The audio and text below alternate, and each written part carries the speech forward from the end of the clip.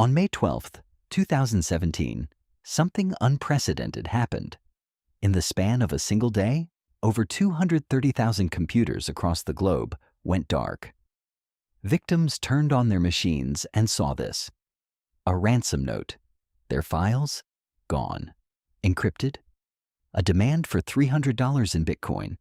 Hospitals couldn't access patient records. Governments lost critical systems. Industries ground to a halt. This is WannaCry, the ransomware attack that changed cybersecurity forever. Before we get into WannaCry specifically, let's make sure we're on the same page about what ransomware actually is, because this comes up constantly on the Security Plus exam. Ransomware is a type of malware that encrypts your files. You still have the files. They're right there on your machine. But you can't open them. They've been scrambled with an encryption key only the attacker holds. Then comes the note. Pay up, usually in cryptocurrency, and maybe, you get the key to unlock your files? That countdown timer you see? That's psychological pressure. Pay fast, or your files get deleted, or the price goes up, or both. So the flow is simple. Malware gets in, encrypts everything, demands payment. That's it. That's ransomware. And WannaCry did all three of those steps, automatically, across hundreds of thousands of machines, with no human interaction required. That last part is what made it different, and that's what we're going to unpack. To understand WannaCry, you have to go back a few years, and you have to start with the NSA. The NSA has a division called Tailored Access Operations. Basically, their elite hacking unit. Their job is to find vulnerabilities in software and build tools to exploit them. For intelligence purposes, classified, top secret. Sometime around 2013, they found one, a flaw in something called SMBV1, the Server Message Block Protocol. It's how Windows machines share files across a network. Old protocol, widely used, and it had a critical vulnerability.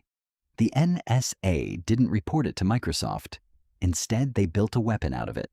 They called it EternalBlue. So, here's the timeline. 2013, NSA discovers the flaw. 2016, EternalBlue is fully weaponized as a cyberattack tool. And then, in April 2017, everything changes. Here's why EternalBlue was so dangerous. On a typical Windows network, all the machines are connected. They talk to each other over port 445. That's the SMB port. EternalBlue could travel from one machine to the next, automatically, exploiting that vulnerability each time. No user needed to click anything. No phishing email, no download. Just one unpatched machine on the network, and EternalBlue could own the whole thing. One unpatched machine. That's all it takes. And that right there, that's a core patch management concept for your Security Plus exam. So the NSA had this powerful cyber weapon, EternalBlue, locked away in their arsenal, and then someone stole it. A group calling themselves the Shadow Brokers claimed to have breached NSA systems and obtained a cache of their hacking tools. And on April 14th, 2017, they did something nobody expected. They posted them online for free. EternalBlue, Double Pulsar, Eternal Romance, all of it. Just out there. No authentication required. Anyone could download it. Think about what that means.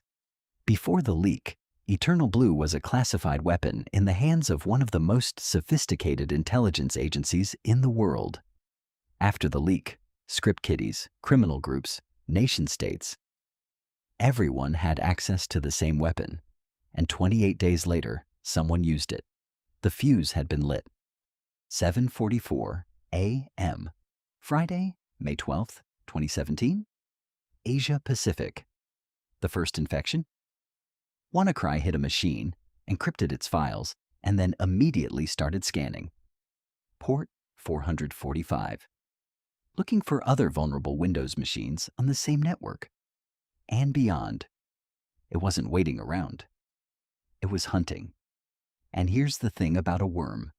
That's the technical term for malware that self-replicates across a network. It spreads exponentially.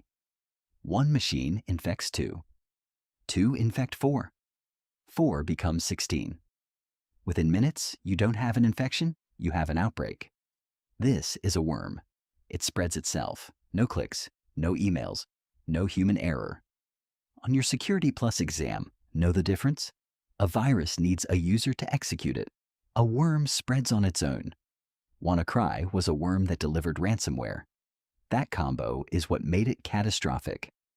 At its peak, WannaCry was infecting over 10,000 machines per hour. And here's the ironic part.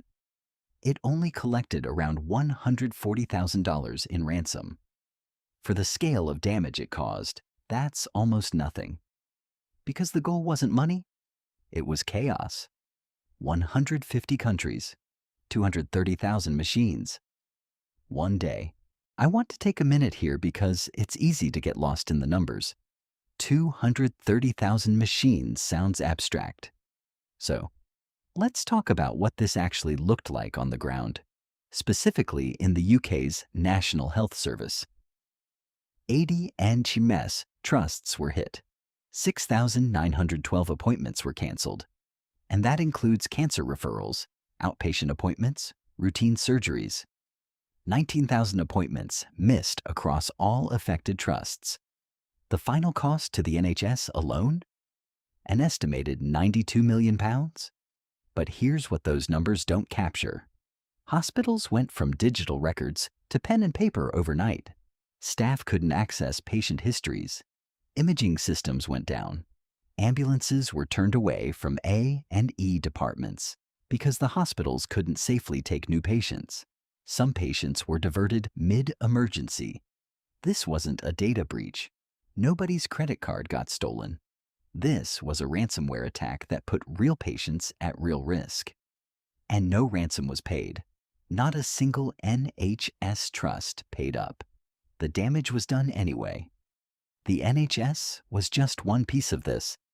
While UK hospitals were scrambling, WannaCry was already everywhere.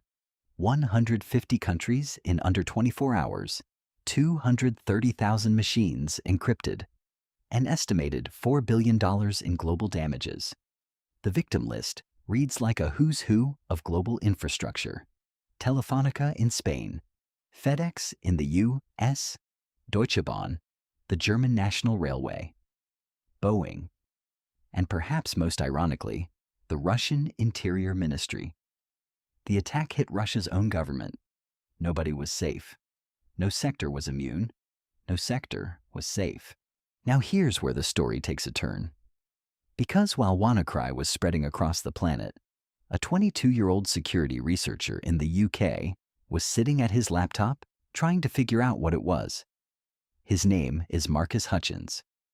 Online, malware tech, independent researcher, not working for a government, not part of a corporate security team, just a guy who was very good at his job.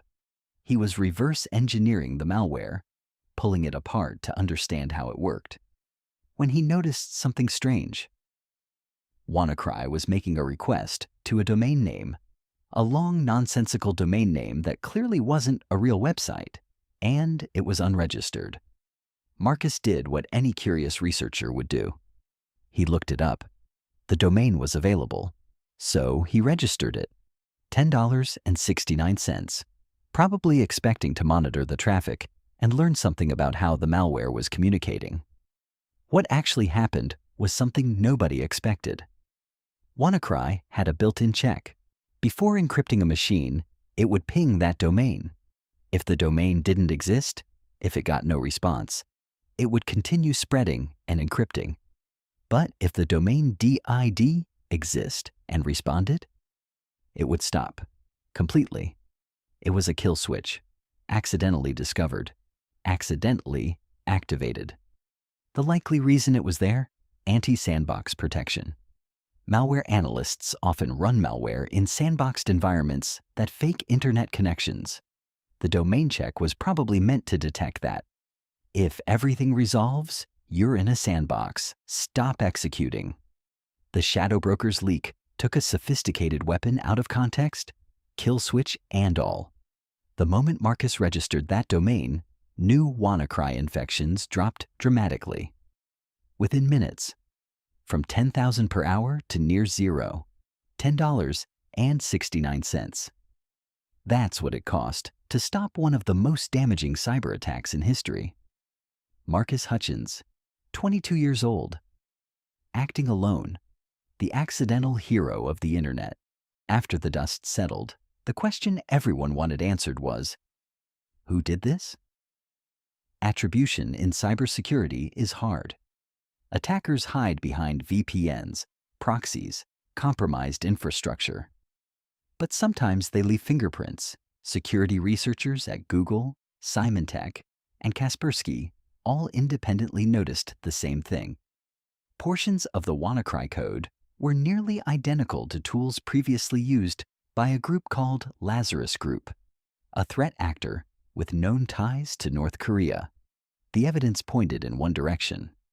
Lazarus Group, operating under the direction of the DPRK, built and deployed WannaCry. The same group had been linked to the Sony Pictures hack in 2014 and the Bangladesh bank heist in 2016, where they nearly got away with $1 billion. In December 2017, the US, UK, and Australia formally and publicly attributed WannaCry to North Korea. That was a big deal. It was one of the first times governments publicly named a nation-state as responsible for a cyber attack of this scale. First major public attribution of a nation-state cyber attack. So what changed after WannaCry? A lot, actually. Microsoft had actually released a patch for the EternalBlue vulnerability back in March 2017, MS17-010, a full 2 months before the attack. The problem was that millions of machines never applied it. And in an unprecedented move, Microsoft also released a patch for Windows XP, an operating system they'd officially stopped supporting in 2014, because so many critical systems were still running it. Patching works only if you actually patch. WannaCry forced 3 conversations that the industry had been putting off. Patch management, not optional, not quarterly, automated and continuous. Network segmentation. Your critical systems should not be on the same flat network as everything else. Contain the blast radius. And vulnerability scanning. You need to know what's exposed before the attacker finds it first. None of these were new ideas. They just became non-negotiable. The financial fallout was massive. $4 billion in estimated global damages. Cyber insurance premiums jumped 32% year-on-year in the wake of WannaCry. Security budgets doubled across NHS trusts and critical infrastructure in the 12 months following the attack. Sometimes it takes a catastrophe to get the budget approved. All right. Let's bring this home for anyone studying for their Security Plus, because WannaCry is basically a masterclass in the SY0701 exam objectives. Patch management. WannaCry exploited MS17-010, a vulnerability that had a patch available for 2 months. Patch Tuesday exists for exactly this reason. If those machines had been patched, WannaCry would have had nothing to exploit. Network segmentation. Because WannaCry was a worm, it spread laterally across networks. Proper segmentation would have contained it. SMBV1 had absolutely no business being exposed across an entire enterprise network. Vulnerability scanning. MS17-010 was a known CVE. Any decent vulnerability scanner would have flagged every machine with port 445 exposed. Know your attack surface. Incident response. The kill switch that Marcus Hutchins triggered was essentially an accidental sinkhole. In a real IR playbook, sinkholing malicious domains is a containment technique. WannaCry demonstrated exactly why having an IR plan matters. And here's your exam tip. If you see a question about self-propagating ransomware or malware that spreads without user interaction and encrypts files, think WannaCry. The 3 tags you want locked in your head: SMB exploit, worm, crypto ransomware, 1 attack, 3 concepts, 4 exam domains. That's the WannaCry story. From an NSA vault to 150 countries in a single day, and stopped by a $10.69 domain registration. If this helped you understand ransomware, worms, or just gave you a better story to remember for your Security Plus exam, hit subscribe. We drop daily cybersecurity news and Security Plus prep content every single day. Turn on notifications so you don't miss it. And if this video was useful, a like goes a long way. Next up in the documentary series, SolarWinds, the supply chain attack that compromised 18,000 organizations, including the U.S. Treasury and the Pentagon, and went undetected for 9 months. That one's coming soon.